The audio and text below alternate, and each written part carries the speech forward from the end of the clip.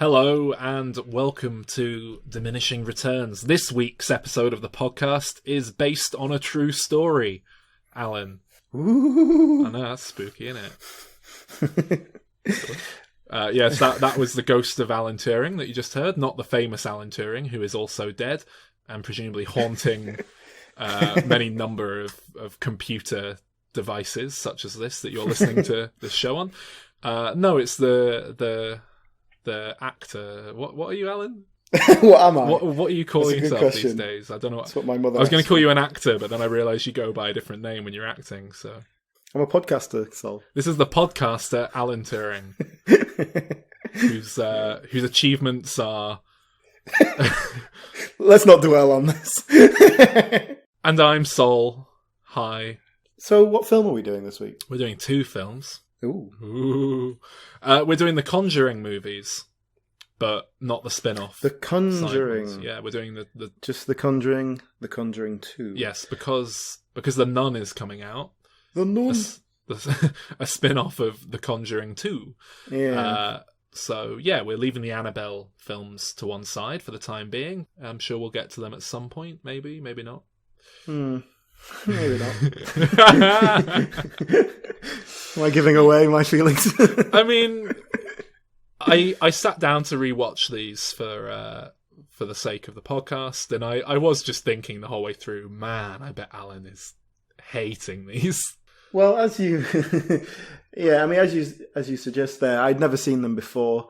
Not really my area. Horror film is something I've not really ever clicked with, so I don't tend to chase these things up. But I had heard of them, but I went in pretty open-minded, right? And watching the first film, I was a bit like, I don't know why we're doing these films, because I think I could sum up my feelings on the first film, like everything I want to say, in about 90 seconds. So I thought this might be a short episode. The second film I found a lot more intriguing, actually. So I got more to say about that.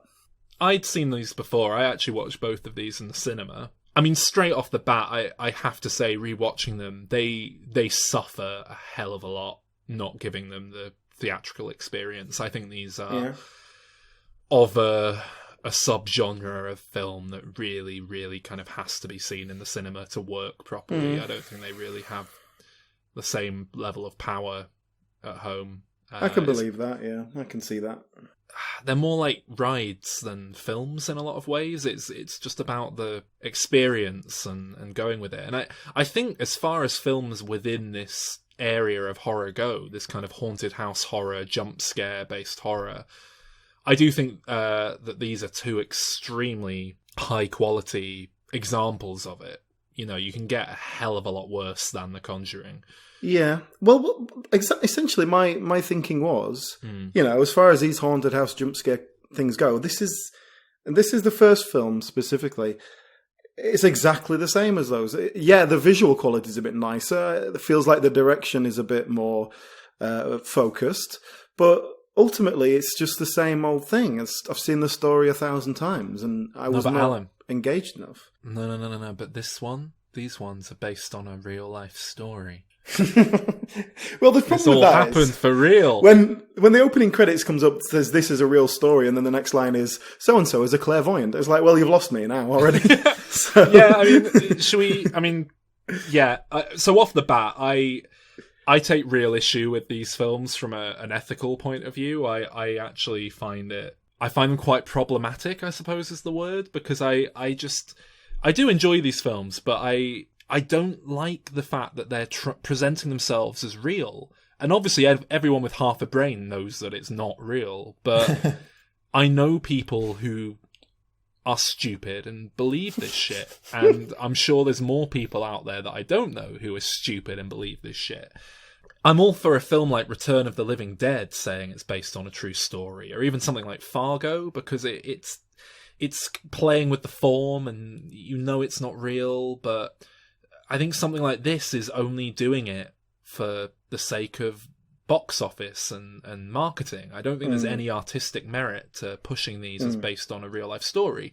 And the other side of it is that Ed and Lorraine Warren are profiting off of these films, and they are both by all accounts, complete and utter frauds. Even within the paranormal community, they are not well-respected paranormal investigators. They're well known for faking stuff, trying to take credit for other people's work, all sorts of dubious things. They're a real pair of knobheads, basically. And... Also, I was reading up on them a little bit as well, and like from the second film in this series, they in the Enfield haunting, I was reading about that, and they basically said that they went. They weren't really allowed in and said, "You're not. We didn't ask you to come here. So stop messing about," and that was it, pretty much. But the two people, they are real people that these characters are based on, and the accounts of hauntings in these films are based on sort of famous hauntings, in the sense that hauntings are real, which they're not. So, but these famous stories of things. For any listeners wondering, I think it's probably quite clear at this point that neither Alan or myself are believers. I love ghosts, I love the paranormal, I'm very interested in that stuff, but I don't believe in it. I think they're fascinating insights into the human condition and human psychology and that sort of thing. And that's something I should probably point out. You know, I am actually very clued up on the paranormal. I'm not saying this is some guy who's just dismissive of, you know, oh, what load of bullshit. Yeah, you're not a casual, are you? Yeah. So, I think I've basically said everything I've got to say about this film already, and we haven't started yet. So, do you want to lead? Well, we open on a sort of arbitrary preamble about Annabelle, this doll that's not really relevant to anything. Have you seen the real life doll? No. Okay, in a don't look it up. We're gonna play an edition of Make Alan Turing Laugh, and I'm gonna send you the photo now. Okay. So look at this terrifying vision of demonic. Okay, it's coming up now.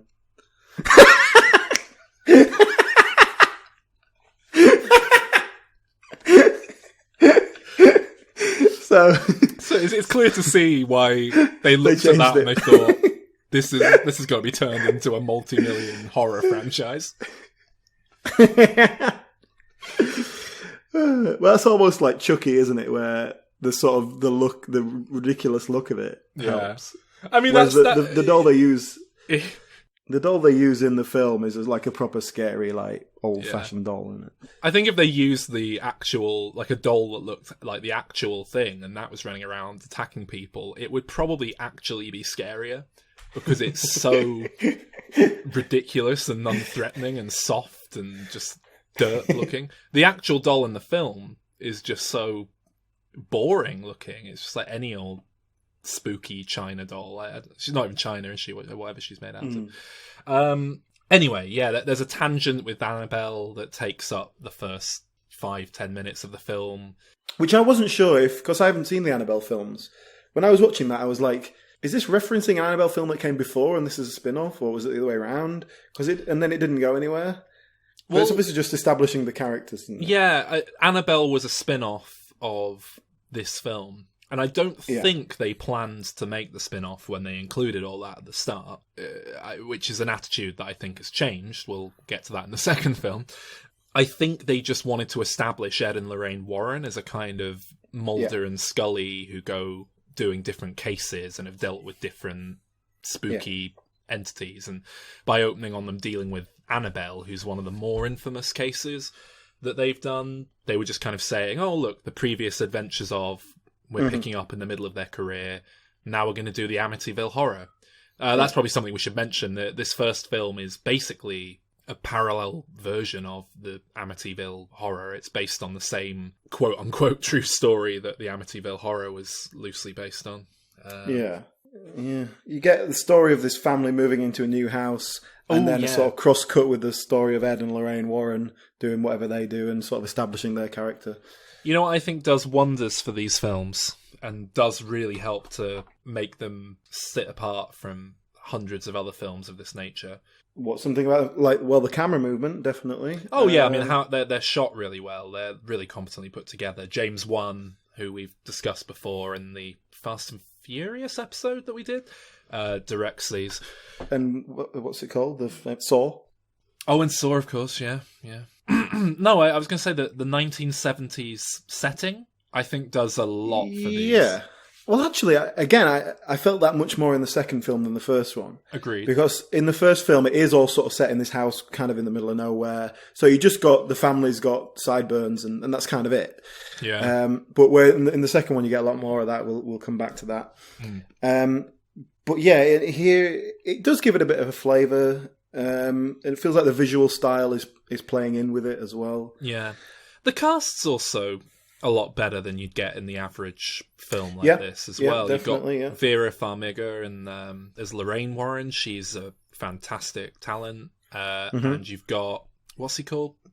Patrick Wilson. Patrick Wilson, that's the one. As Ed Warren, who I'm quite a big fan of Patrick Wilson. He's he's sort of solid, isn't he? He's a bit. Yeah. I think his face is a bit too bland to really to really jump out, but he is a good actor. I think he's often written off as just a bland B-movie lead man, or a movie supporting man.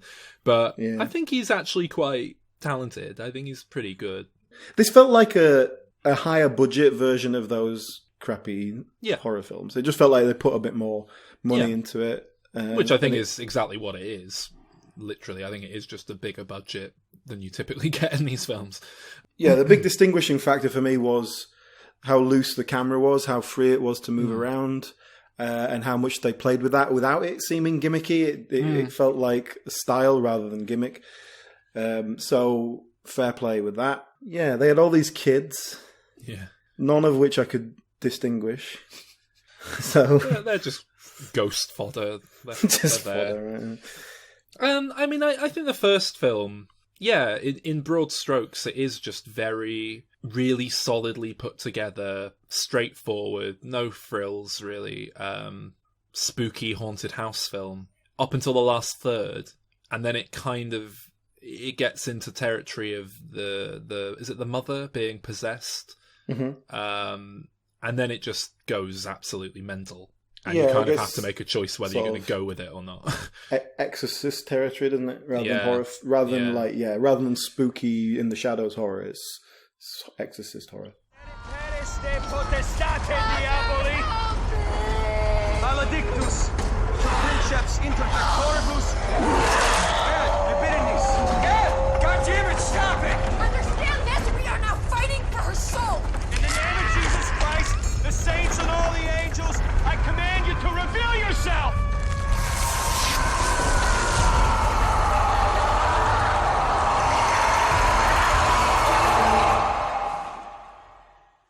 It'd been operating at a level before that where it'd be very easy to kind of think, oh, it's a trick of the mind, or this character's seeing things, or, this character's going a bit mad, maybe. But it gets to a point where it's just very straight up. This is out and out, a levitating woman in a chair. Yeah. I don't know, I feel like it crosses a line near the end, and you kind of either have to go with it or not. Yeah, and there's a reveal, and it was 40 minutes in, right? I checked the time, where we see kind of a ghost or spook for the first time. Everything else has been kind of in the shadows, things moving, blah, blah, blah. And it's 40 minutes in where we see this girl like on a wardrobe, and it was just such a crap reveal because it was just a standard like scary girl ghost screaming. It was just the most bog standard like horror film crap. Yeah. And it was really disappointing because I thought, if you're going to build it up, like at least pay it off, or don't do it. Do something different. This is something I think James Wan is consistently quite guilty of, honestly. I think he's an absolute master of building suspense, but I think he often doesn't know what to do with it once he's built it up. And I think that's true throughout his entire career. Yeah, and that's it. That's what kind of watching this film. I was just waiting for something to jump out of the shadows the whole time, which I appreciate. That's what people like about this sort of thing. That's what they're into, but it's just not enough. And another thing, after watching these two films, they didn't scare me. Do you know what I mean? I wasn't like worried about going to the toilet in the middle of the night. That's which is what I should be after a horror film. Well, I think both of these films are really, really great in the moment horror films that are genuinely very unnerving as you're watching them. But like I say, I think you have to see them in the cinema for that to work. Watching these at home, they just didn't play like they did in the cinema, and I think that's because you're not. I think there's something to be said for that, and that's that's fine. I'm all for films being made that only serve the theatrical experience. I'm all for films being made that only serve the home experience. I think there's room for all of that. I've got much more to say about the second one. Are you ready to move on? Have you got anything to say about the first one? No, I'm much the same. I've got a lot more to say. Should we rate the first one while we're here? Mm-hmm. Okay, well, I quite enjoy the first one. I think it's a really solid version of what it's doing. Very solid 7 for me. Seems fair, yeah. I mean, I think essentially my feelings are quite the same. I just don't really care for this particular genre of film. So even if it's a solidly done version of it, I'm not bothered. Yeah. And so I gave it 5. Ooh. I mean, for you, that's fairly fair, yeah. I think the second one is generally regarded as a slightly inferior film, but... Diminishing Returns? Yeah. So it's Ed and Lorraine Warren continuing on their adventures, but this time it's Britain's answer to the Amityville Horror, if it's as it's often referred, the Enfield Poltergeist.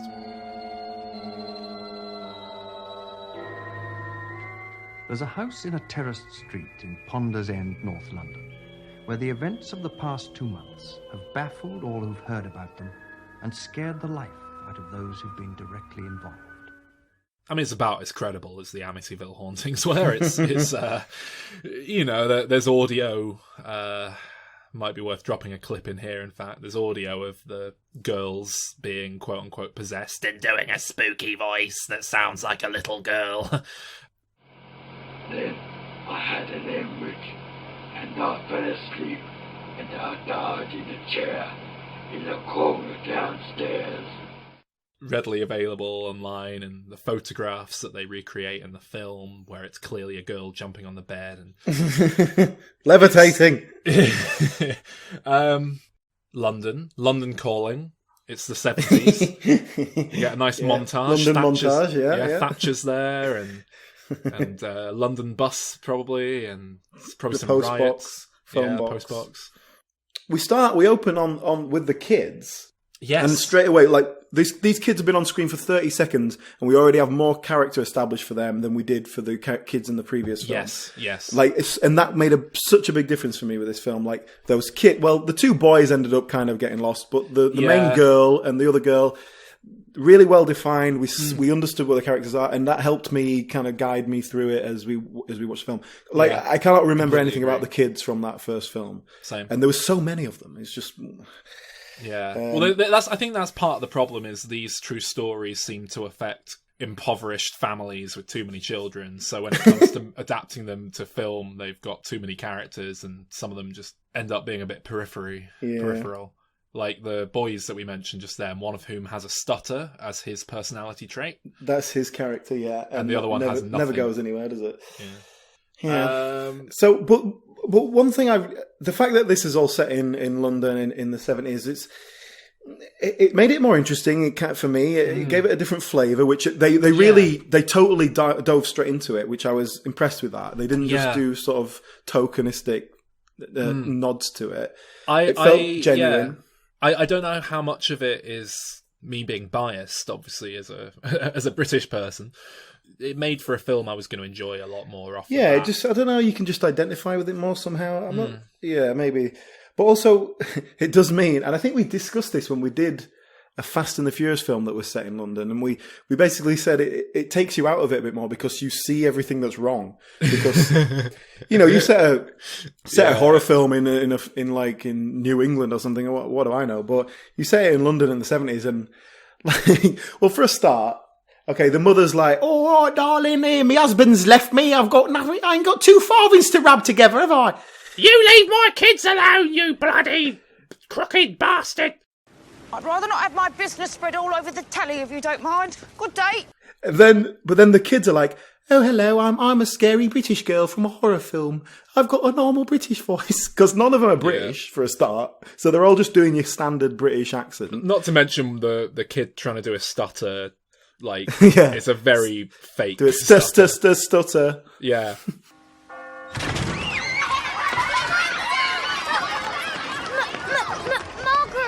Margaret! Johnny! Janet, Hello. How was your day? Not good. Why, what happened?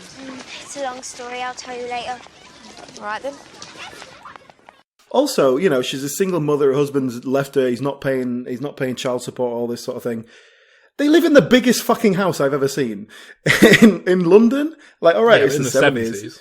Yeah, but that house now would be like 8 flats. Yeah. For like £1,000 a month each. Yeah, but in the 70s, you could get a house like that from the council. It's a council house. She's got like 5 kids. I don't know. That's how it works. And also, there's a mention in one of them when they're questioning it. They're saying, she's trying to get a better. Like, what fucking better council house are you going to get? It's massive, and it's not very well looked after. Like, she could run a mop over it, but it's got character, though, hasn't it? It's like the house in Fight Club. It's quite appealing when you're watching it in the film. You know, it's set in December. At one point, they're celebrating Christmas and stuff, and it's like this single glazing, no central heating. They're all just walking around in shirts and stuff like that. And it's just global like, warming, isn't it? This would be freezing. Come on, what I needed wasn't just to have a fire in the fireplace. You know, is that too much to ask? Just give me some realism. No, I know. I did like the way it was constantly pissing down with rain, though. That felt very authentic. I enjoyed that. Yeah. And I like the general grey aesthetic. You know, Yeah. You know, the previous film was very brown and green. Yeah. And this one's just grey. Little details like that sort of jumped out at me. But these were sort of minor, sort of kind of comedic things of like, oh, look, it's a different culture trying to represent something I know, and it feels wrong. but you know, it's not. Talking about realism, the thing that really ruined it for me was the ghost. The fact that there's a ghost walking around. The thing that really ruined it for me, just annoyed me, was when that kid's playing with that. Oh no, sorry, when the ghost's playing with the kid's fire engine. Yeah. And then he's running around the house screaming, and the fire engine's going, woo, and everyone's just asleep. Yeah. And he's like screaming, he runs into his mum's room, she's like, oh, what's going on? It's like, fuck off, as if you were sleeping through that.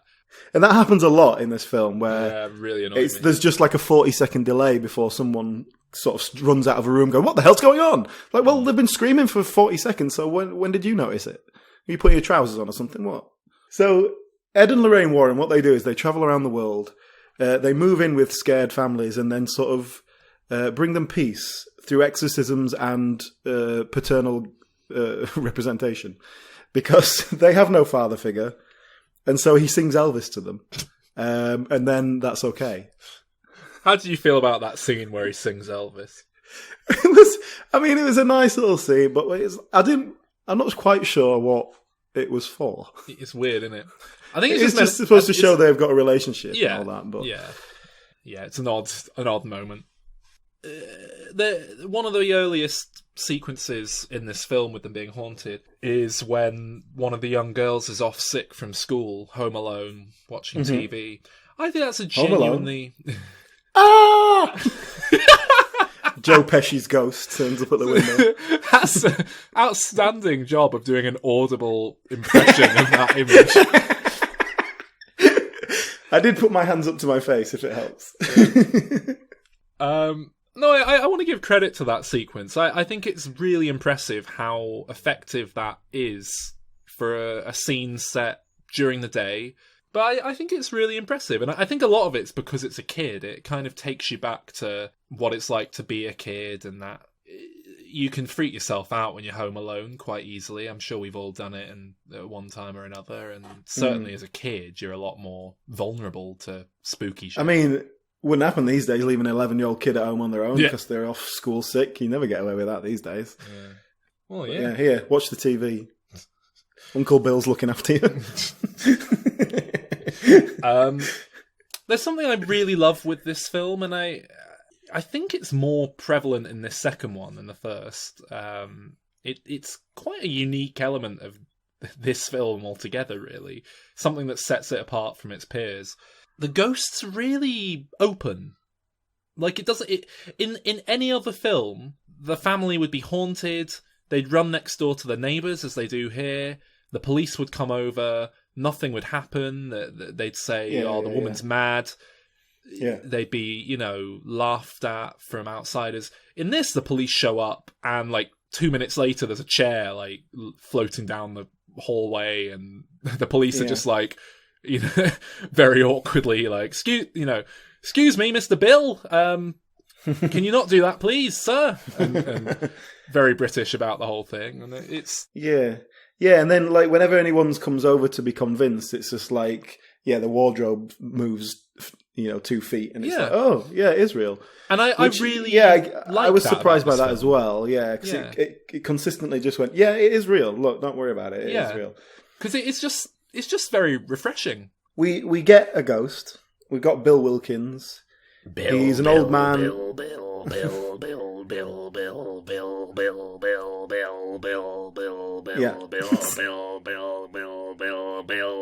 My house! So, Bill Wilkins is an old man who died there, and for some reason he's decided to haunt them. Because it's my bloody house. Oh, dear. And he can... I like the scene where they talk to Bill through the girl, like they get her to put water in her mouth. Oh yeah, I'm just going to take she can't be speaking. I'm just going to take a mouthful of drink now, actually. Okay. So it's not me if you hear Bill again. Okay, cool, yeah. I mean, I can't actually see you. Maybe that'll help. More house. Shit. He's here, Alan. Bill who drowned, apparently. Oh, God.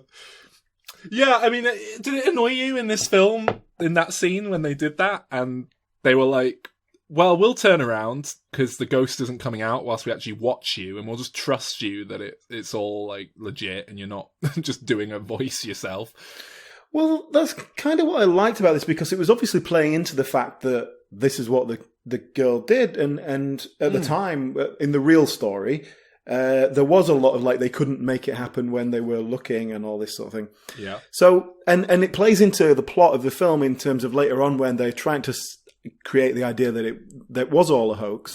Which I wish they'd done more with. I quite like that. Like I said, the first film leaves a bit of a bad taste in my mouth because it feels like it is trying to make out like this is real, and it wants you to believe Ed and Lorraine Warren are these two brilliant ghost hunters and blah blah blah blah blah. The second film, for whatever reason, feels a lot more subversive to me. Like, it kind of knows it has to go through the motions of pretending that it believes in it, but then it's put all these elements in that feel designed to be like, yeah, so this happened, and like the whole thing's obviously bullshit, so we're just going to acknowledge that now. Yeah. It felt like a filmmaker kind of just going, all right, look, I'm giving myself a kind of way out here. Rather than... Because, we see the ghost, we see her interacting with things... So, as an audience, we know it's going on. So then when it plays it as if it's going to be a hoax, we know that's not going to be the resolution. Yeah. So it kind of feels a bit unfulfilled in that sense. But I at least like that they gave that different flavour to it. That they kind of gave the nod to reality of like, well, this is probably what they were doing, really. If you're honest about it. But that's that particular scene where they're talking, and it's just the main guy, Patrick Wilson, Ed Warren. Yeah, he just turns around and then it's just one solid shot with the girl sort of out of focus in the background, and however they do it, whether it was a practical effect or whatever, they make it look like this the older man sort of you just can see a figure, so it gives a sense of that it's there. It's really nice. It's just one really long shot that really focused on Patrick Wilson's ability to sell it, which he did really well. Lovely little piece of work that, and I like that. Yeah. That felt different in terms of direction, in terms of like making a nice little scene rather than just how can we shoot this over the shoulder, blah blah blah. I think that's a great example of why these films work again, because they are so well directed. And in this film, the camera was quite free again. It did a lot of movement. It felt more relevant in this film than the first one. In the first one, it felt like, okay, this is the style. It's a free-flowing camera. Whereas this one, it was like, well, we're going up here because she's just travelled through the roof or whatever, and you got a sense of it's like ghostly movement, that sort of thing. It was, yeah. Should we talk about the spooks themselves? Yeah. So I like the way Bill plays into the bigger picture of the film. Bill is this old man who died in the house and is haunting the family, and he's basically the titular Enfield poltergeist, isn't he? But as the plot develops, it becomes apparent that he's more a pawn in being used by a demon. Yeah. And I was reading about Ed and Lorraine Warren, and it did about say that basically demons, they were always trying to take ghosts and turn them into demons and make yeah. it about God and stuff like that. They were big, they were big on the old Christianity, and it's not just ghosts, it's demons. It's part of why they're not very well respected within that field, because it was always about God this and God that, and there was some kid who they believed was a werewolf, but then they believed that he was possessed by a demon that was turning him into a wolf and all that sort of shit. Like, it was always about a fucking demon. And in the film, they don't really shy away from that. They do have they have strong Christianity within them, and they talk about God, and it does sort of spoil it a bit. I just want a ghost story. Come on. Well, it's a bit annoying at the same time. I can kind of go with it because it's like, I guess within the world of this film, you're establishing demons as real. Therefore, I suppose God is probably real. I can probably go with that for the sake of this horror film. But yeah, so the demon in question is the nun. The demon takes the form of a blasphemous image to fuck with the Warrens. Just to wind them up. Yeah, which I like is... that. I like the demons just antagonising them. And I've got to say, right, the design of that nun is fantastic. It's such a basic concept. Yeah, it's quite spooky simple. nun, but it's so well done. It really... It works so well, and it's surprisingly unique, because I can't think of any other spooky nuns in pop culture, weirdly. It's that character's used very well. The sequences with that nun are really quite unsettling, some of them. There's one fairly early on in the film where the little kid sees the nun and says, "Who's that?" And then Lorraine Warren's like, "What are you on about?" and walks, and then the nun's just stood there staring them out at the end of the corridor. And then there's this sequence where the shadow walks across the room and behind the painting, and it's ludicrous. And when you're watching it, you kind of think, this should be so outside the realms of reality and possibility. This is so stupid on some level that this shouldn't be effective. But it's directed so masterfully well, I think, that it is an incredibly creepy sequence. And it's a rare instance, I'd say, actually, of a sequence in these films that does kind of have staying power. Yeah, because there isn't really a jump scare there, because it doesn't suddenly jump out of the shadows. It kind of crawls out of this painting. Yeah, slowly, it does lunge at her at the end. It does sort of lunge at the end, but you get such a build up to it. Yeah, the scary thing is it's going to lunge at her. And it's not like you're waiting, knowing something might jump out of the shadows. You can see it. Its hands going to jump are out. creeping around the painting. You know it's about to come at her, and it's just that sitting in that, wallowing in that anticipation. It's a really genuinely well-crafted sequence. And I like that shadow moving across. It was a bit Nosferatu-esque, It kind of felt like that, and it felt like a practical effect. It didn't feel CGI, which for the most part these films steer clear of quite well, or use very well and subtly. Yeah, there feels like a lot of physical effect, like the crucifixes turning round. It just felt like that looked like you've got 12 grips at the back just turning stuff. Which it's an easy enough practical effect to do, but it's so common now not to do that, and this does feel grounded in reality because of that. Yeah, I would give an exception of the Crooked Man, though. Yeah, I don't really like what. Why is the Crooked Man in this film? Yeah, just to create another scary monster guy, isn't it? Yeah, I when I heard that they were going ahead with a Crooked Man spin-off, I thought, yeah, I guess that was why. That's why. Because it's not even like it affects the little girl that we're following. It's on this little boy. It's just so another kind of thing secondary thrown into the film. Bit anyway. It's not relevant to anything. I don't know. It's just such a tangent in this film. It'd be quite a nice, tightly plotted film without that thing knocking around. But as it is, it just feels like self-indulgent, messy. Yeah, and it's not well created. It feels very CGI in a film that hasn't had that. Yeah, just fucking Slender Man thing just keeps appearing. It's not within the... Because the other things are a demon and a ghost, and they're pretty much the same. And the demon's puppeting the ghost. You find out later. So that all makes sense. But demons and ghosts are kind of in the same ballpark of, believability anyway. But, I mean, what is the Crooked Man? He's like a fucking... Is he a ghost as well? I think the idea is that it's the demon manifesting itself in a different way to scare the kid. But why? I don't know. I mean, in fact, I don't know what the demon's doing at all. I don't know why it's scaring people. I don't know why it's trying to kill Ed. It's after Lorraine, isn't it? I think in this film, it's because they keep fighting demons, so they're like, "All right, I'm going to fuck you up then." Yeah, fair enough. So they're scaring someone in a country thousands of miles away in the hope that they'll turn up. Is that the idea?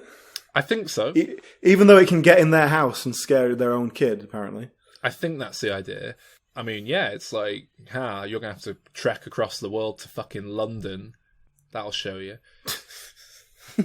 They've pitched this Crooked Man spin-off as a like horror fairy tale, which I find quite interesting because I don't know what that means.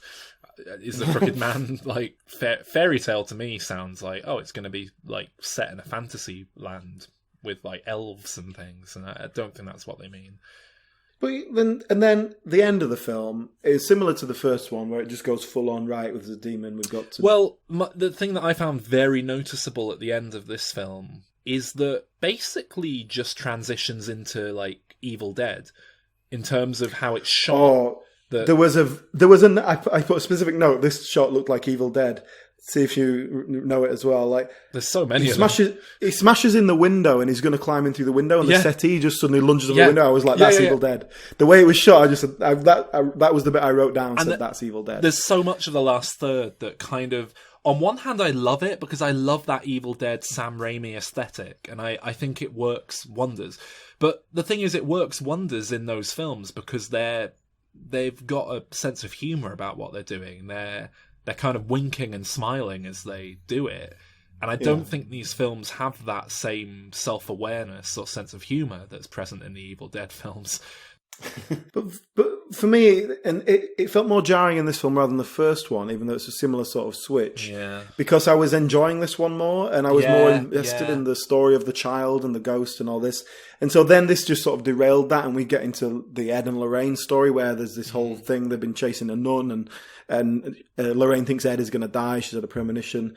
And again, it's just like, well, is this film going to end with him being pierced on a spike? Probably not. So there's no real suspense there. It's just how they're going to get out of it. And then how they do get out of it, it's just like, oh, I know her name. It's Rumpelstiltskin. We've solved everything and we can defeat it. And it's just such crap. Like, if that's how you've defeated the monster. Well, can you explain to me as well that there's a big plot point that we've skipped past here, actually.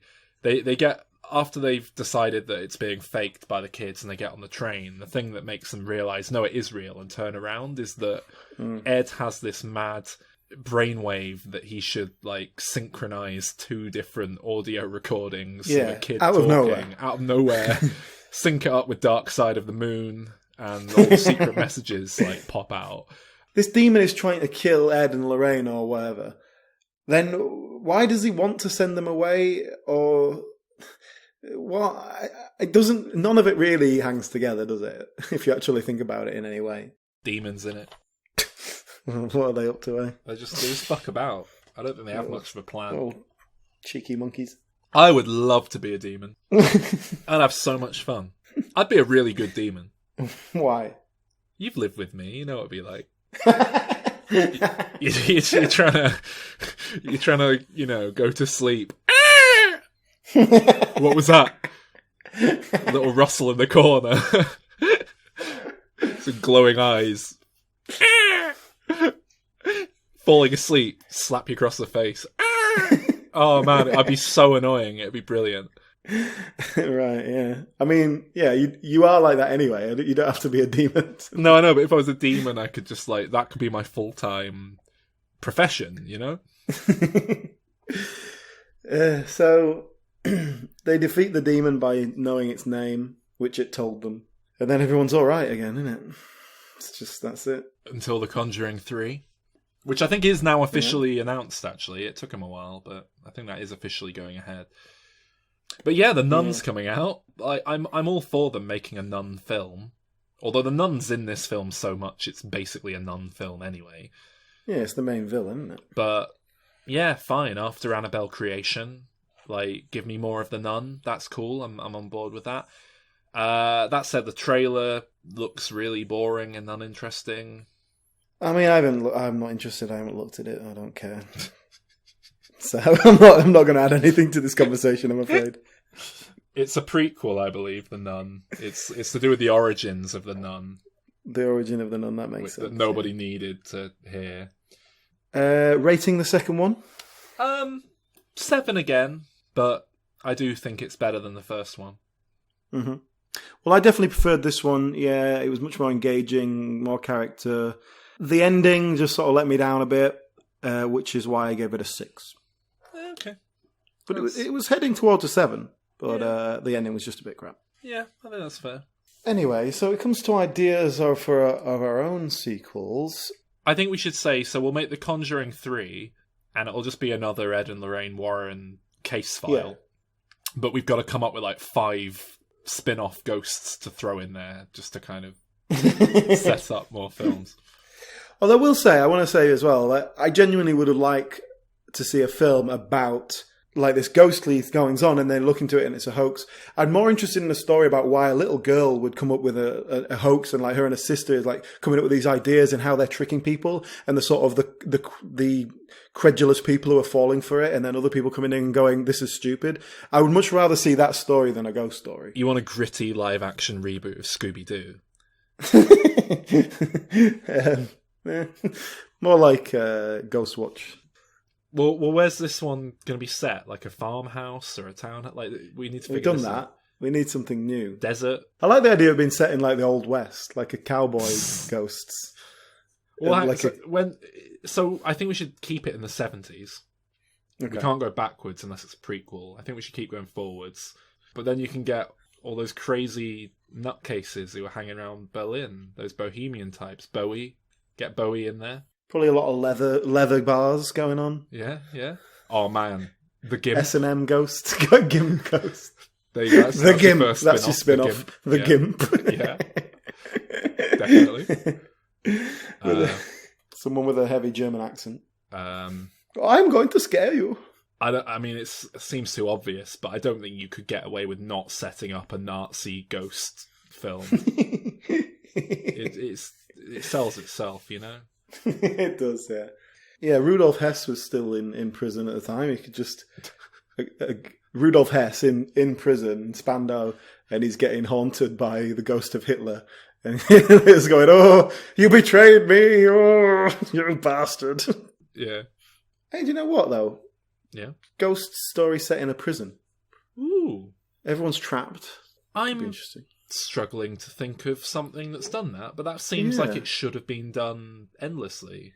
Especially if you do it in like in American prison or somewhere where there's a history of executions and stuff like that. Like, and they'd be really pissed off, ghosts as well. Any more ghost ideas? I don't know. I'm just looking at this shitty real life Annabelle. Ghost Rosie and Jim, maybe. Like, I mean, that's what they are. They're possessed dolls. Yeah, like the person on a canal boat. It's 2 routes you can go. You can either have like a collector of old children's TV memorabilia, or the person who like makes them for TV shows, like the art director who, you know, builds these puppets. Well, if we're going down that route, going down the kids' TV route, what about the ghost of Barry Chuckle and the ghost of Robbie Rotten out of that other show that I've never seen? Oh, dear. That'd be good. No, the other Chuckle brother, and he gets haunted by his brother, but then they go on adventures and like have a good time and make a children's TV show about it. And they're still together. It's sort of a happy ending. I mean, if it were possible to make that film with the 2 Chuckle brothers, but like, which obviously it isn't, because he couldn't have Paul playing his own ghost. If it was possible to make that film where Paul dies, though, you would have thought the other one would go first, wouldn't you? The big one, yeah. But if you can make that film, one of them dies and comes back as a ghost, and then the other one teams up with the ghost Chuckle brother, and they become paranormal Chuckle investigators. In fact, you don't even need one of them to be a ghost. Just the Chuckle Brothers investigating paranormal phenomenon. Just the Conjuring 2, but they've probably replace the done Warrens something with a ghost, haven't they? They must have done that. They over must the have years. done an episode of Chuckle Vision, like a where they're hunting Scooby-Doo ghosts. rip-off, basically. I'm googling it. They must have. The Chuckle Brothers in Spooky Goings On, 1 of 9 on YouTube. There's something strange in the neighborhood. Who you gonna call? Ghostbusters! Yeah. The Chuckle Brothers. Yeah. This doesn't look like Chuckle Vision. This looks like its own. Oh, Is it a porno version? It's a pantomime. That's one of the elder Chuckle Brothers that just come out that we discussed in a previous episode. So that's it. Ed and Lorraine Warren investigate the Chuckle Brothers and find them to be demonic. Why? In the 70s. Why are they demonic? Because they worked for the BBC in the 70s. What more do you want? It's very questionable, if you ask me. Oh dear. Oh dear, oh dear.